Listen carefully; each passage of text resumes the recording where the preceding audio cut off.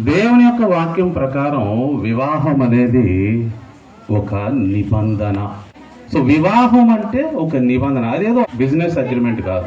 దేవుడు ఎలా అయితే ఇశ్రాయేలుతో చేసుకున్నాడో, దేవుని బిడ్డలతో నిబంధనలోకి వచ్చాడో, అలాంటి నిబంధనలోకి వచ్చినప్పుడు ఎప్పుడైనా సరే ప్రభువారు టర్మ్స్ అండ్ కండిషన్స్ పెడతాడు. సో వివాహానికి దేవుని యొక్క ఎంత ఇంపార్టెన్స్ అంటే, వివాహం అన్ని విషయాల్లో ఘనమైనది.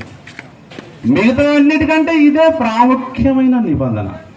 ఎందుకంటే ఎప్పుడైతే ఫ్యామిలీ బాగుంటుందో అప్పుడే అన్నీ బాగుంటాయండి. ఆ భార్య భర్తల మధ్య సంబంధం ఎప్పుడైతే సన్నగిల్లుద్దో, వీక్ అయిపోద్దో, ఇంకా మొత్తం కొలాప్స్ అయిపోతుంది.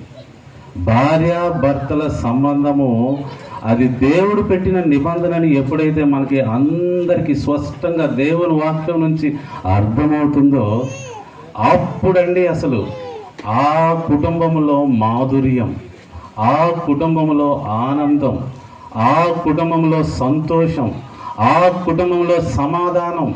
మనం నాకు కావాలి కావాలి కావాలి అని అడగనవసరం లేదు. ఎప్పుడైతే నువ్వు ఈ నిబంధనకి తగినట్లుగా జీవిస్తావో, ఆశీర్వాదం, సమాధానం, సంతోషం, గర్భఫలం అన్నీ వాటంతటికి అవి ఆటోమేటిక్గా వస్తాయి అన్నమాట ఆ కుటుంబంలోకి. లేకపోతే మనం ఏం చేస్తున్నాం, ప్రభు నాకు అది